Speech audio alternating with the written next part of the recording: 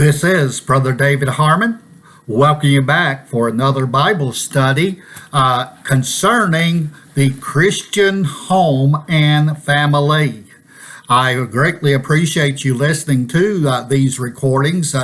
I have looked on I have checked to see of what type of responses that we have had, and we have had a very good response to these recordings, and we are very, very thankful for that. And I hope I have been a help to you and all, and maybe even to the point that you realize some adjustments that you need to make in your life, whether you are a husband or a wife. And today a study is more dealing with the children, and so we just want you to join in together with us and worship the Lord in spirit and truth. I am the pastor of White Lily Baptist Church in Somerset, Kentucky. For our reading today, we're going to go to the book of Ephesians, chapter 6, verses 1 through 4. Paul writes this to the saints at Ephesus. Children, obey your parents in the Lord, for this is right. Honor thy father and mother, which is the first commandment with promise, that it may be well with thee, and thou mayest live long on the earth. And ye fathers, provoke not your children to wrath, but bring them up in the nurture and admonition of the Lord. All right. As I have shared with you these series of studies, you may even say even a Sunday school study or a Bible study, however you want to think of it, is a book written by Brother Robert Ashcraft. And we are enjoying sharing this with you. And today's study, I know I won't get through all that information and all the comments that Brother Ashcraft has made concerning this subject and all, but we'll just make one recording of it. The Christian home and its children. Needless to say, parenting has been made difficult by contemporary conditions within the world system, by all means. Another biblical difficulty has been to assume that all responsibilities have been fulfilled when the children reach majority age or when they marry. In other words, we take it for granted that they are well grounded in what I'm going to share with you today. However, biblically, that is not the case. In ancient Israel, the family father continued as a patriarch until his death. His sons continued to respect his judgments until his death. First of all, we want to talk about the responsibility of the children, as Paul wrote there in Ephesians chapter 6, verses 1 through verses 3. Children, obey your parents in the Lord, for this is right. If there is any children that's listening today, I want you to know here to obey your parents or be obedient unto your parents, and respecting your parents is, of course, is right according to the Word of God. In a very basic form, successful Christian home and family living may be described in 3 words. Those 3 words are: wives, submit; husbands, love; and children, obey. So those 3 words are what? Submit, love, obey. The word for children here is tekna, which actually means offspring or anyone born from another person. Although Paul here has in mind those who are still under the control of parents in verse 2, and elsewhere in the scriptures, the ideal is expanded to include honor for parents as long as they live. Had you realized that? As long as they live. Indeed, in the patriarchal period, the head father was honored by the son so long as he continued to live. Of course, the father as well as the mother is not when a child grows up, marries, and out on his own, or even in adulthood, even if they do not marry, the parents are not to, as far as what you say, interfere or hover over their children. But yet their children are always to honor and respect their parents. All right? Especially, of course, in the case of this, speaking of the father as being, of course, not only the head over the wife, but the head over the household. The word for obey and is actually means to listen under. Listen under. I sort of think of that setting under the teachings, in this case, of the Father. Therefore, Paul was writing that children were to listen under or be under the authority of their parents. Yes, that is so true. The people of Israel enjoyed rather good family life. The law of Moses included some guidelines and penalties that were very helpful in the proper relationship between parents and children. They were two important guidelines that we maybe noted in Exodus chapter 21. And that is Exodus 21:15 states, "And he who strikes his father or his mother shall surely be put to death." My goodness, what with the disrespect that we are seeing or hear about concerning children today toward their parents, I tell you what, that is something to think about if that death penalty was still to be enforced. But we know Christ took care of that when he died on the cross of Calvary and paid our sin debt.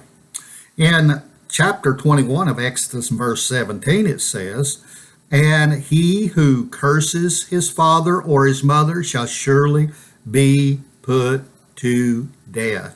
Needless to say, the death penalty for those two offenses served as deterrence. Later in the law gave provision for dealing with sons who were stubborn or rebellious and would not listen to the parents, even though they disciplined the son. And the same goes for the daughter. The parents were to bring the rebellious offspring to the rulers at the gate of the city and state, "This son of ours is stubborn is stubborn and rebellious.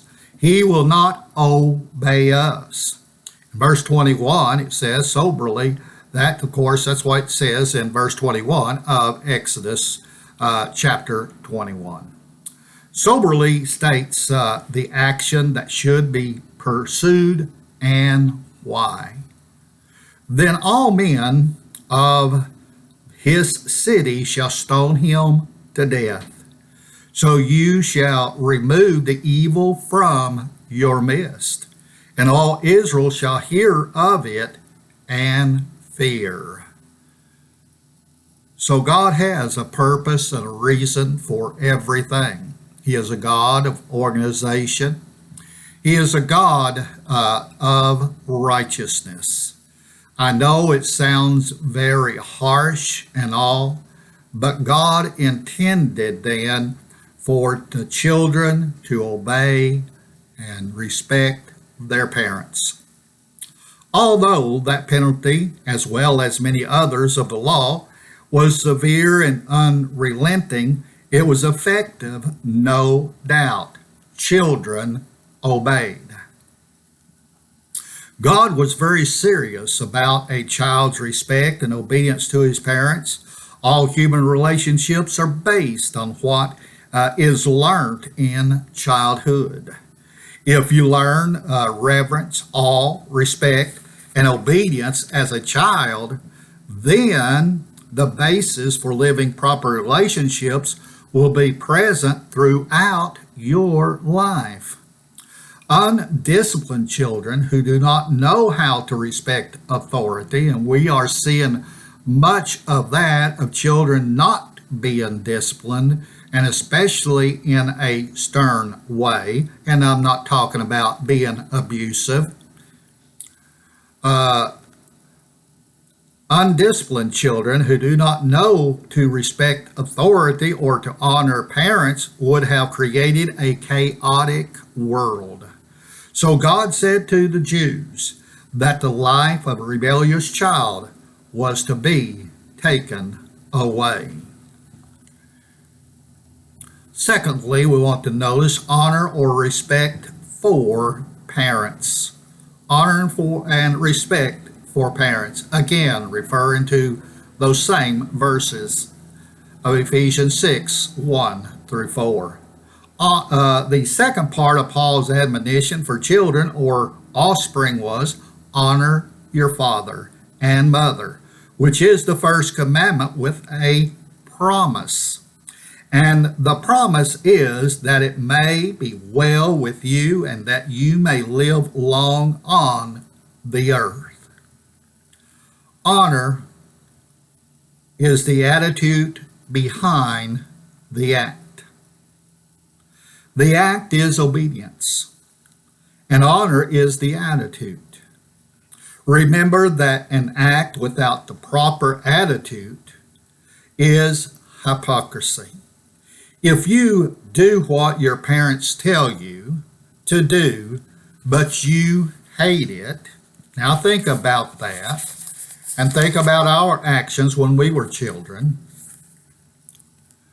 Gripe and bellyache, and you're unwilling and nasty about it. Then you're a hypocrite. You may be a child of God, but you're a hypocrite. God is after the attitude much more than he's after the act. Because if the attitude is right, the act will follow.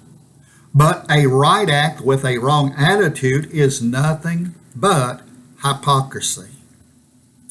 Possibly the penalty for rebelling against parents was also under consideration in this promise of long life on the earth. Although at marriage or reaching the majority age, the responsibility to obey parents may no longer be valid. The responsibility to honor parents continues. Pragmatically speaking, the parents give of themselves both spiritually, mentally, and financially to supply the children's needs as they are nurtured to reach adulthood and assume their own roles in life. Conversely, when the parents reach the point they are no longer able to provide for themselves and meet their own needs, it becomes the responsibility of their children to supply those needs. Indeed, that is the teaching of 1 Timothy 5:4.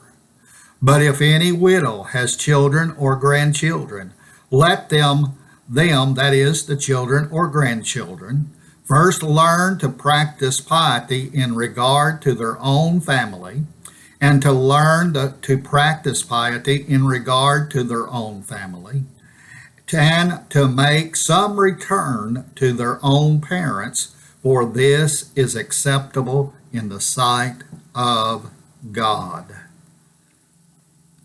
In other words, as parents and or grandparents have helped and supplied the necessities of life for children, then when those parents as well as grandparents become in elder years, then it's supposed to be done in return. That is, the children help them when the help is needed. All right, let's continue on. And while the grown children are taking care of their parents, they're also raising their own children.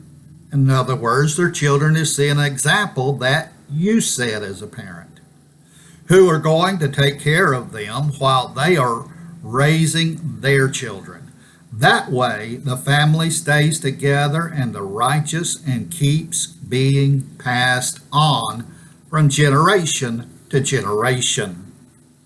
Then, in answer to the question, why is the fifth commandment so important that God puts a promise with it?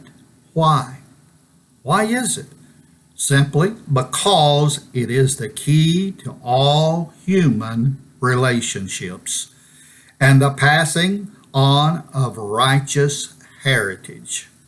And so it's not only as they would show respect and honor to their parents, they will recognize authority of others and all, and they will show respect toward them as well.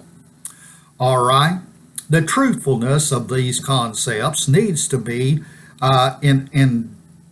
indelibly impressed upon parents and children within Bible-believing churches. One of Satan's tactics, as espoused by modern sociologists, is the breakup of the family unit. That breakup is regarded as essential to element that these modern society planners and managers consider as religious superstitions. All right, now do you see then?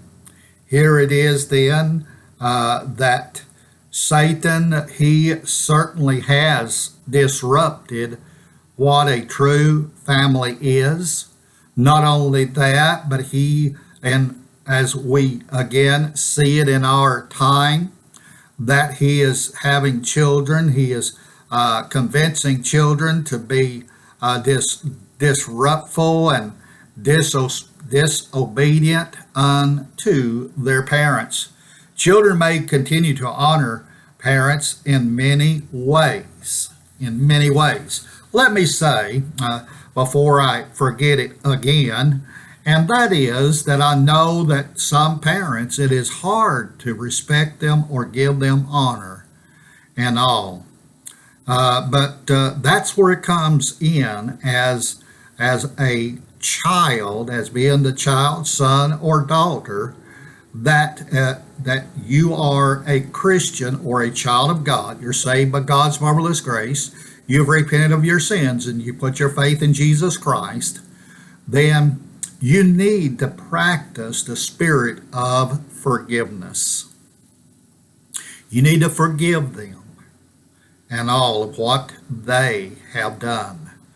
Now, as far as your relationship, I'm not going to say that it will be close once again, but at least on your part, you need to forgive. You need to forgive them and all, and even if you've got to move on with your life without them. Okay, now, continued communication, either by mail or by phone, is one way. Again, we're talking about how children may continue to honor parents in these few ways, and that is communicate them with them by mail or phone. Of course, we have have now ways through the electronics, internet and all, and different apps that you can get, that you can even look at them and all, and they can see you, and you can just talk as if just like you are sitting in the same room. But of course, not having that personal contact is not quite the same, but it is a big help, not only to you, but to them also. By remembering birthdays, your parents' birthdays, Mother's Day, Father's Day, weddings, the wedding anniversaries, and things like that. And so occasionally children need to express to parents their love and gratitude. You say, well, my mom and dad knows it. Yeah, they probably do. But I tell you what, it means a lot when you express it. It means a lot when you express it. We should understand the need. We should understand the need to maintain a good relationship with our parents. If you have been derelict in this relationship, why not immediately take steps then to remedy the neglect? In developing the outline, God has a unique plan for the family. In Ephesians 6, 1 through 4, the command for children or offspring and the exhortation for Christian fathers. In developing the part for the children from Ephesians 6, 1 through 3, Paul states, of course, children, obey your parents in the Lord, for this is right. Honor your father and mother, is what he said. It is God's ordained plan. Not only is it God's ordained plan, but obedience and respect for parents is difficult for children, especially in the contemporary environment that trends toward disobedience and dishonor. As children's rights are being advocated, yes, advocated, and instances may be cited of litigation against parents by children. In other words, children divorcing their parents. Yeah, I've only heard of one case, but it does happen. And a judge will hear it. There is probably a judge out there that would hear it and grant it. Obedience and honor are essential ingredients in successful parent-child relationships. Obedience and honor are basic in creating harmony and happiness. Christian homes with children displaying obedience and honor for parents witness to the community and bear a Christian testimony in the world. And we definitely need more of that.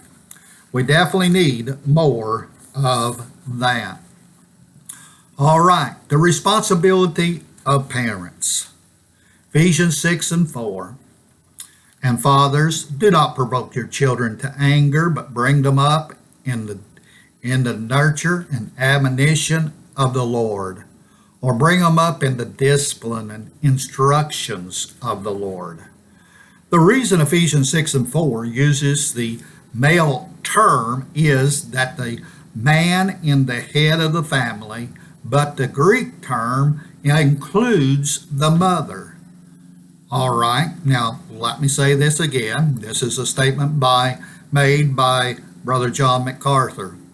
The reason Ephesians 6 and 4 uses the male term is that the man is the head of the family, but the Greek term includes the mother.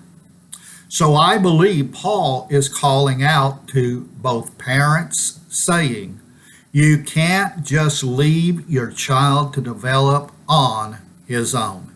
That is a major mistake and a tragedy. All right, you are the key to that child's life. Depravity will only continue unless it is broken by accountability and a loving environment of discipline. However, the world may also designate parents, as in Hebrews 11:23, by faith Moses, when he was born, was hidden for 3 months by his parents. And of course, you know it's the story then. He was ended up being raised by the Pharaoh's daughter. But Ephesians 6:4, we should study the negative. Do not. And then the positive, bring them up. The word provoke means to irritate or make angry. Several ways the Christian father may provoke his children to anger, such as overprotection, favoritism, pushing achievement, discouragement, failure to make sacrifices for your children, failure to allow for childishness, neglect, better words and cruel punishment, or rather, bitter words, sorry about that, bitter words and cruel punishment. So these are things that a parent, mother, father, or I should say vice versa, dad, mom, all right? These are the things then that ways that you can anger your children, and you may not think of it doing so.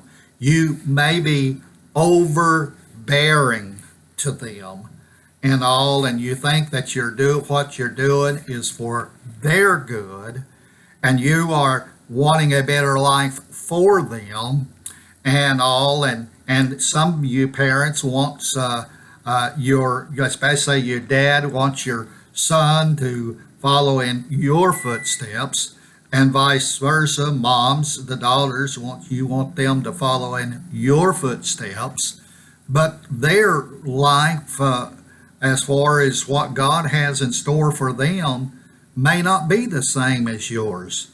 They may not like the occupation that dad has been doing all his life, or vice versa, that mom has been doing all of her life. All right? But then the positive is to bring them up in the nurture and admonition of the Lord, or again, the discipline and instructions of the Lord. Here we are confronted with two distinctive terms. Of course, the King James Version translates these words nurture and admonition, and they are other translations that uses different words and all as well, and such as discipline and training, or training and instructions and all. But anyway, the Greek word translated as discipline or nurture refers to rules and regulations that lead to reward for keeping the rule, or punishment for breaking the rule.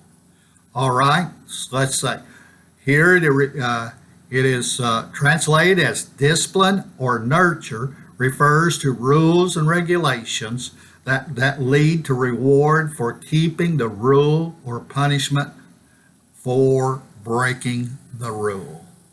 All right. So to nurture then is to train by rules and regulation, enforced by rewards and punishment, and of course always in the context of love. It must be. Well, time's almost gone. I might get in a thing or two more here. And that is, parents are able to teach in the home without assuming the atmosphere of the style of the classroom. Parents teach such principles as truthfulness, respect for law and order, love of God and country, worship in the home and the church primarily for example. All right, then.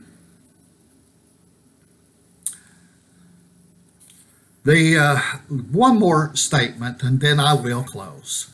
The effects of a disobedient child. If you have a disobedient child, the book of Proverbs says that he will be, and this is important for you to get and start in an early life of that child to get it to be an obedient child. It can be a disobedient child is a grief to his mother, Proverbs 10:1 and 17:25.